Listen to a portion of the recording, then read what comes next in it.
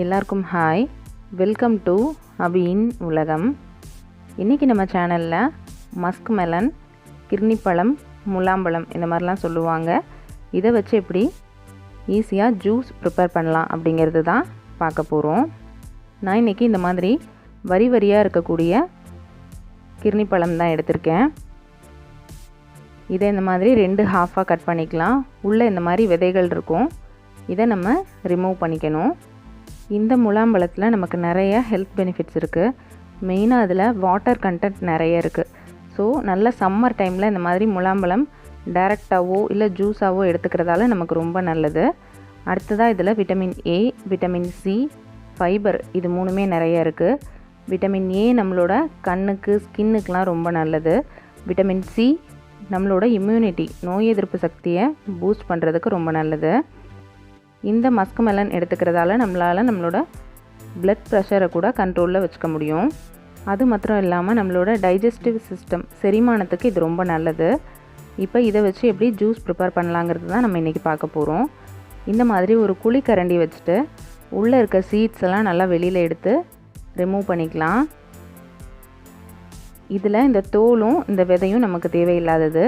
இடையில இருக்கக்கூடிய பல்ப் மாத்திரம் இந்த மாதிரி கரண்டி வச்சு நல்லா அழுத்தம் கொடுத்து எடுத்தால் நல்லா ஈஸியாகவே எடுத்துடலாம். இப்போ ஒரு மிக்ஸி ஜாரில் 2 டேபிள் ஸ்பூன் சுகர் ஆட் பண்ணியிருக்கேன். நீங்கள் தேனோ, பனங்கல்கண்டோ இல்லை ப்ரௌன் சுகரோ உங்களுக்கு ஏத்தாப்பில் ஆட் பண்ணிக்கலாம்.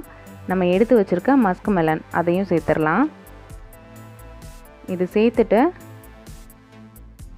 நல்லா இதை அரைச்சி எடுத்துக்கலாம். இது நம்ம ப்ளைனாகவே எடுத்துக்கலாம், பட் அந்தளவுக்கு ஸ்வீட்னஸ் இதில் இருக்காது. ரொம்ப அப்படியே மைல்டாக எதுவுமே இல்லாத மாதிரி இருக்கும். இந்த மாதிரி ஜூஸாக போட்டு எடுத்துக்கிறப்ப நாக்குக்கும் நல்லா டேஸ்டியாக இருக்கும். நல்ல ஹெல்த் பெனிஃபிட்ஸும் நமக்கு போய் சேர்ந்த மாதிரி இருக்கும். பாருங்கள், அடித்தாச்சு. சின்ன சின்ன பீசஸ் எனக்கு இருக்குது. உங்கள் மிக்ஸி நல்லா ஃபைனாக அரைக்குங்கிறப்ப நல்லா ஃபைனாகவே அரைச்சி எடுத்துக்கோங்க. இதை நீங்கள் இப்படியே டேரெக்டாக ஐஸ் க்யூப்ஸ் ஆட் பண்ணிவிட்டு அப்படியே சாப்பிட்லாம். இது கொஞ்சம் திக்காக இருக்க மாதிரி இருக்குது, அதனால் நான் கொஞ்சம் மில்க் ஆட் பண்ணிக்க போகிறேன். காய்ச்சி ஆற வச்சுருக்கக்கூடிய பால் வேண்டாட்டி நீங்கள் தண்ணி கூட ஆட் பண்ணிவிட்டு ஐஸ் க்யூப் சேர்த்துட்டு அப்படியே டைரெக்டாக எடுத்துக்கலாம். நம்ம சேனலில் போட்டிருக்க மற்ற ஃப்ரூட் ஜூஸஸ் ப்ளஸ் ஃப்ரூட்ஸோட ரெசிபீஸோட லிங்க் டிஸ்கிரிப்ஷன் பாக்ஸில் கொடுக்குறேன், செக் பண்ணிக்கோங்க.